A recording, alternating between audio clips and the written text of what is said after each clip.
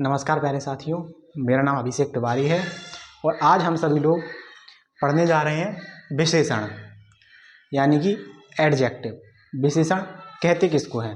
तो यहाँ पर परिभाषा में लिखा है कि जो शब्द संज्ञा और सर्वनाम की विशेषता बताएं, यानी कि वे सभी शब्द जो संज्ञा यानी कि नाउन, सर्वनाम यानी कि प्रोनाउन, इन दोनों की विशेषता को बताते हैं, उन्हें ही हम विशेषण कहते हैं यानी कि एडजेक्टिव कहते हैं। जैसे कि यहाँ पर एक एग्जाम्पल है कि राम सुंदर है। राम सुंदर है तो हमने पढ़ रखा है कि राम एक व्यक्तिवाचक संज्ञा है। राम क्या है? राम एक व्यक्तिवाचक संज्ञा है। ठीक है, राम एक व्यक्तिवाचक संज्ञा है और ये राम की विशेषता बता रहा है, यानी कि संज्ञा की जो विशेषता बताए।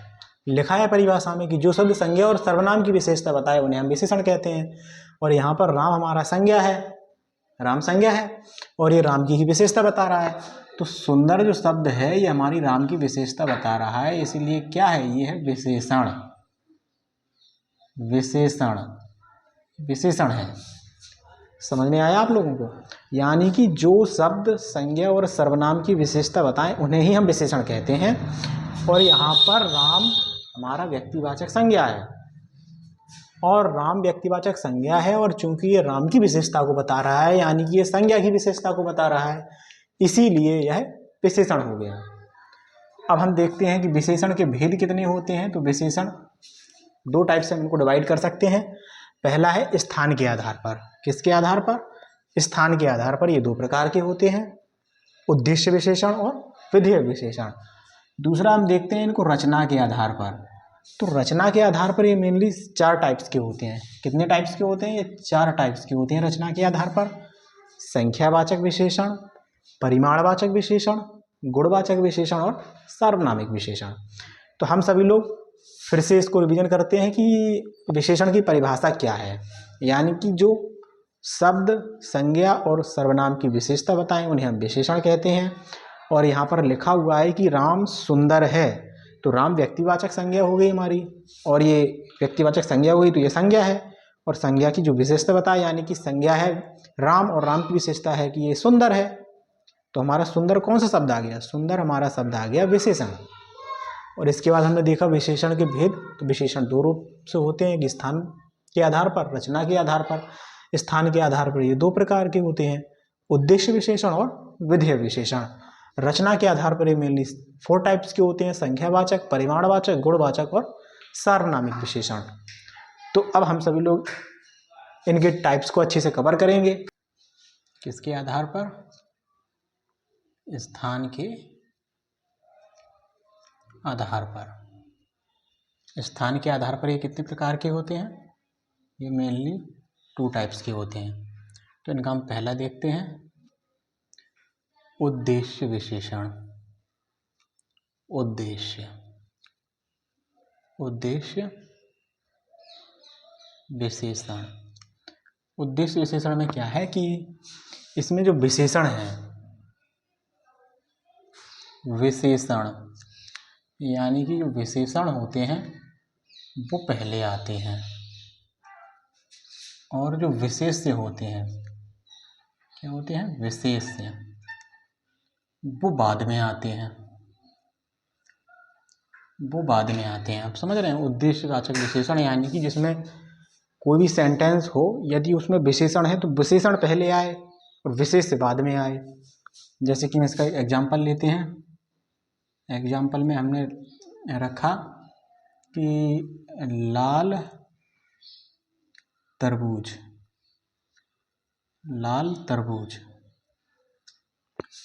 तो आप देख रहे होंगे कि लाल तरबूज। तो यहाँ पर जो तरबूज है वो है विशेष्य। तरबूज क्या है? तरबूज है विशेष्य और ये लाल है तरबूज, तो इसकी विशेषता बता रहा है। यानी कि जो विशेषता बताए वो क्या होता है? वो होता है विशेषण। जो विशेषता बताए वो होता है विशेषण। यानी कि लाल तरबूज, तो यहाँ पर जो लाल है वो क्या है? लाल है तरबूज। तो यानी कि ये तरबूज की विशेषता है कि वो लाल है। ये मार्कर सफ़ेद है, तो ये मार्कर की क्या वो विशेषता है कि वो सफ़ेद है। विशेषता ही तो ये सफ़ेद है। तो जो सफ़ेद हो गया वो तो हो गया विशेषण, लेकिन जो मार्कर है वो विशेष में आएगा, क्योंकि संज्ञा और सर्वनाम, संज्ञा और सर्वनाम को ही मान लीजिए कि ये ही हमारे विशेष होते हैं। विशेष यानी कि जिसकी विशेषता बताई जाती है, जिसकी विशेषता बताई जाए वही तो विशेष होते हैं। तो मान लीजिए संज्ञा और सर्वनाम विशेष होते हैं। यहाँ पर लिखा गया है कि लाल तरबूज, तो आप लोग को समझ में आ रहा होगा लाल तरबूज यानी कि लाल इसकी विशेषता है कि तरबूज कैसा है, तरबूज लाल है। तो ये तो हो गया विशेषण, तरबूज विशेष जिसकी विशेषता बताए। तो परिभाषा में क्या है कि जिसमें विशेषण पहले आए और विशेष बाद में आए, तो विशेषण पहले आया है और विशेष बाद में आया है, तो ये कौन सा हो गया, ये हो गया उद्देश्य विशेषण, उद्देश्य। हम दूसरा देखते हैं विधेय। कौन सा, विधेय विशेषण। कौन सा विशेषण, विधेय, विधेय विशेषण। विधेय विशेषण देखते हैं हम। विधेय विशेषण इसका जस्ट उल्टा होता है, यानी कि जिसमें विशेष से पहले आ जाए, क्या आ जाए, विशेष से पहले आ जाए और विशेषण बाद में आए। विशेषण कब आए, विशेषण आए बाद में, विशेष से पहले आ जाए और विशेषण बाद में आ जाए। तो इसका एग्जाम्पल क्या है, इसका एग्जाम्पल तो हो गया लाल तरबूज, यानी कि विशेषण पहले आ गया और विशेष बाद में आ गया। अब इसमें हम क्या देखते हैं, इसमें यदि हमने कोई सेंटेंस लिखा कि आज मौसम सुहावना है, आज मौसम सुहावना है, आज कैसा है मौसम, सुहावना है। मौसम कैसा है, सुहावना है, तो मौसम की विशेषता है कि मौसम कैसा है, तो जिसकी विशेषता बताए वो तो विशेष तो होता है, क्या होता है, विशेष। मौसम हो गया विशेष से, और सुहावना इसकी विशेषता बता रहा है, तो जो विशेषता बताता है उसको हम क्या कहते हैं, विशेषण। तो हमने उद्देश्य में क्या पढ़ा कि जिसमें विशेषण पहले आए और विशेष बाद में आए, यानी कि उद्देश्य पहला, ये मान लीजिए कि उद्देश्य पहला होता है, यानी कि विशेषण पहले जिसमें आ जाए वो उद्देश्य विशेषण होता है। तो विशेषण पहला आया, विशेष बाद में आया, यानी कि लाल तरबूज, ठीक है। दूसरे पर हम देखते हैं विधेय, विधेय विशेषण, इसका जस्ट अपोजिट, जिसमें विशेष से पहले आ जाए और विशेषण बाद में आए।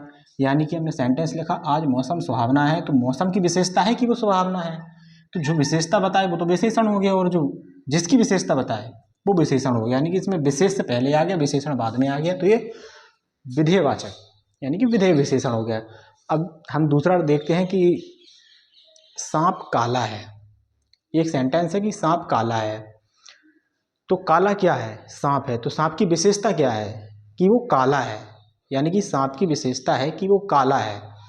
तो जो विशेषता बताया, यानी कि काला सांप की विशेषता बता रहा है, तो वो हमारा हो जाएगा विशेषण, और विशेषता जिसकी बताए, यानी कि सांप की विशेषता बता रहा है, तो सांप हमारा हो जाएगा विशेष। तो अब आप लोगों को विशेष और विशेषण में अंतर समझ में आ गया। अब हम आगे चलते हैं, क्या है, रचना के आधार पर। किसके आधार पर, रचना के आधार पर, या तो रचना कह लो। पहला हमारा हो गया संख्या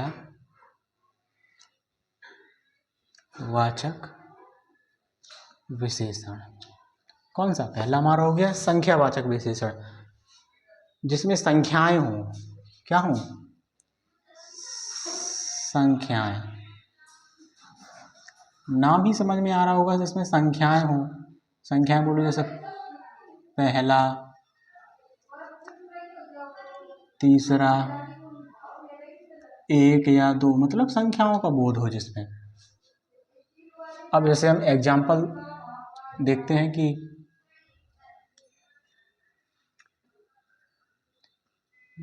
मेरी माँ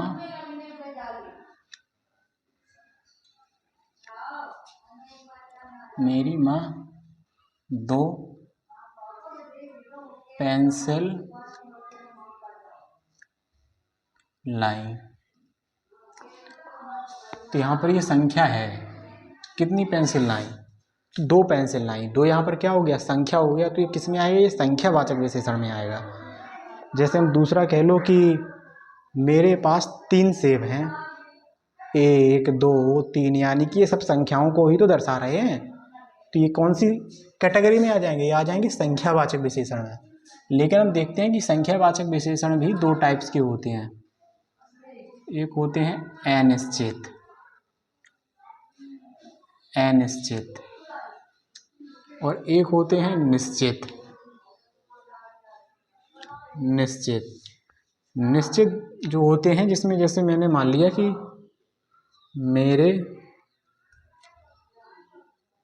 पास 2 पेंसिल हैं, तो ये हो गई निश्चित। और यदि मैं कहूँ अनिश्चित, तो यानी कि मेरे पास कुछ पेंसिल हैं, कुछ पेंसिल हैं।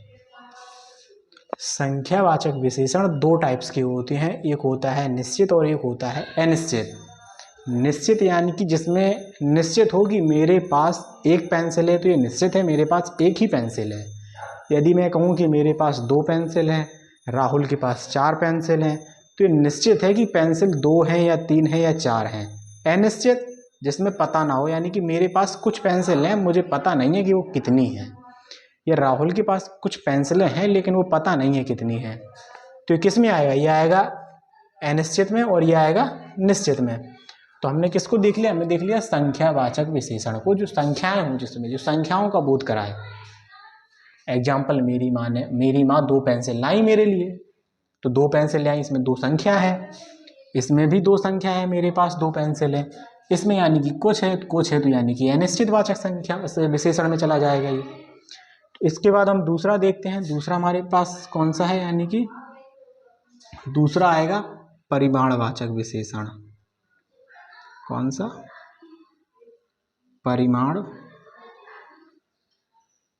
परिमाणवाचक विशेषण।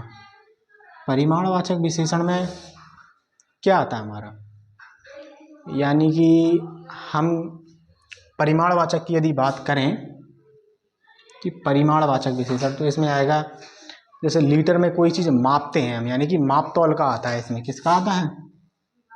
माप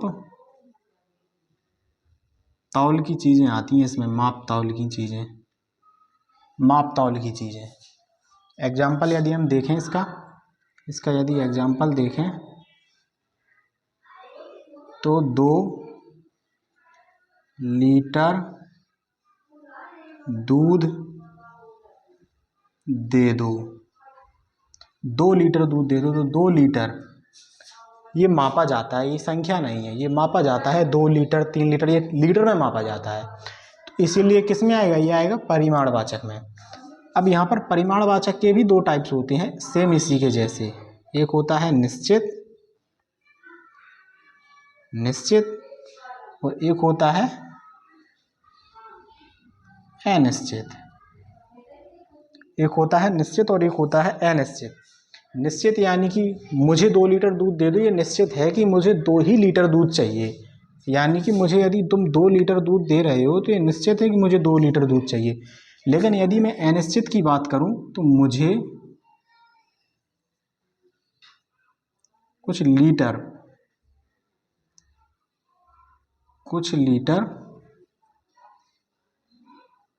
दूध दे दो, यानी कि कुछ जहां पर कुछ आता है तो वहां पर ये मान लीजिए कि अनिश्चित है, वहां पर कोई चीज़ निश्चित नहीं है। तो हमने निश्चित में क्या है कि मुझे 2 लीटर दूध दे दो, तो ये निश्चित है कि मुझे 2 ही लीटर दूध चाहिए, तो ये निश्चित है, माप तौल की चीज़ है। दूसरी यदि हम अनिश्चित की बात करें तो यानी कि मुझे कुछ लीटर दूध चाहिए, कुछ निश्चित नहीं बताया है, यानी कि कुछ तो अनिश्चित में आ जाएगा।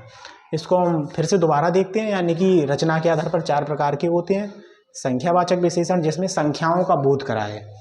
1 है, 2 है, 3 है, यानी कि गिनती हो जिसमें। एग्जाम्पल, मेरी माँ 2 पेंसिल लाई, तो यहाँ पर 2 संख्या है, संख्या है तो यानी कि संख्यावाचक में जाएगा।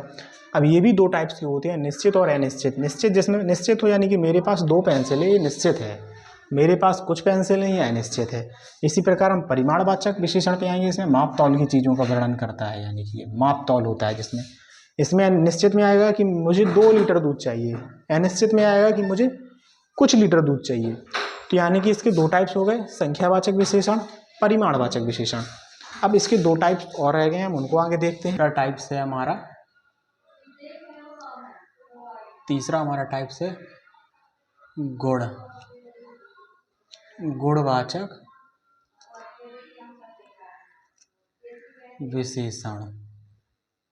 गुणवाचक विशेषण यानी कि जो किसी के रंग, रूप, स्वाद आदि का बोध कराए, यानी किसी के गुण का बोध कराए कि किसी का कलर कैसा है, स्वाद कैसा है, गुण उसका कैसा है। जैसे कि हम इसका एग्जाम्पल देखते हैं कि वह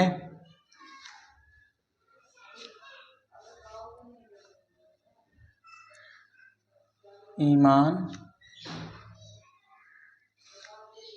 है। तो ईमानदार वह है, यानी कि वह क्या है, वह ईमानदार है। तो उसका गुण है कि वह ईमानदार है, तो यानी कि इसके गुण को बता रहा है कि ईमानदार है। दूसरा देखते हैं कि सेब लाल है। सेब कैसा है, सेब लाल है। तो इस सेब के रंग को बता रहा है कि सेब कैसा है, सेब लाल है। यदि हम और देखें, जैसे कि इमली कैसी है, इमली कैसी होती है, इमली खट्टी है। तो इसके स्वाद को बता रहा है कि इमली कैसी है, इमली खट्टी है। कैसी है इमली, इमली खट्टी है। तो गुणवाचक में यानी कि जो किसी के गुण को बताए, गुण को डिफाइन करे। गुण बोले तो रंग है, रूप है, स्वाद है, इन सभी का बोध जो हमें कराए। जैसे कि वह ईमानदार है, तो उसका गुण है कि वह ईमानदार है। सेब लाल है, यानी कि सेब का गुण है लाल, विशेषता है सेब की लाल। तीसरा, इमली खट्टी है, तो इमली की एक विशेषता होती है उसमें कि वह खट्टी होती है। ये इसके प्रकार हैं। हम इसके लास्ट टॉपिक पर देखते हैं कि सार्वनामिक विशेषण। कौन सा, सार्वनामिक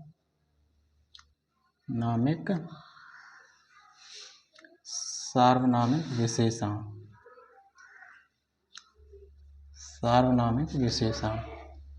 सार्वनामिक विशेषण लास्ट टॉपिक है इसका। वो मोबाइल लेना है। तो सार्वनामिक विशेषण। तो सार्वनामिक विशेषण इसमें आपको देख के ही लग रहा होगा कि जिसमें सर्वनाम हो, यानी कि मान लो सर्वनाम, यानी कि सर्वनाम हो। जैसे कि हम इसका एग्जाम्पल देखते हैं, यह पेन मेरी है, यह पेन मेरी है। तो जो यह है ये हमारा सर्वनाम है। क्या है ये, सर्वनाम है। पेन क्या है, संज्ञा है। ठीक है, तो यह पेन मेरी है, तो पेन सर्वनाम है, ये संज्ञा है। तो ये सार्वनामिक विशेषण जिस वाक्य में सर्वनाम पहले आ जाए, सर्वनाम संज्ञा के पहले आ जाए, तो वह सार्वनामिक विशेषण होता है। सीधी सी बात है। तो हमने पढ़ा गुणवाचक विशेषण, जो किसी रंग रूप को बताए, यानी कि वह ईमानदार है, तो ये उसका गुण है कि वह ईमानदार है। और यदि कोई बेईमान है तो उसका वो भी गुण है कि वो बेईमान है। जैसे हमने दूसरा देखा कि सेब लाल है, तो सेब का गुण है लाल है, उसका रंग है लाल। इमली खट्टी है, तो इमली का स्वाद में इमली खट्टी ही लगती है, तो ये भी उसका गुण हुआ कि वह खट्टी है। और इसके बाद हमने सार्वनामिक विशेषण देखा जिसमें सर्वनाम का बोध हो, यानी कि संज्ञा के पहले जिसमें सर्वनाम आए, यानी कि यह पेन मेरी है, तो यह जो है वो सर्वनाम है, पेन संज्ञा है। तो हमने विशेषण को देखा। तो आई होप आप सभी लोगों को क्लास अच्छी लगी होगी और विशेषण समझ में आया होगा। तो हमारे चैनल को सब्सक्राइब कीजिए ऐसे ही और वीडियो देखने के लिए और कुछ सीखने के लिए।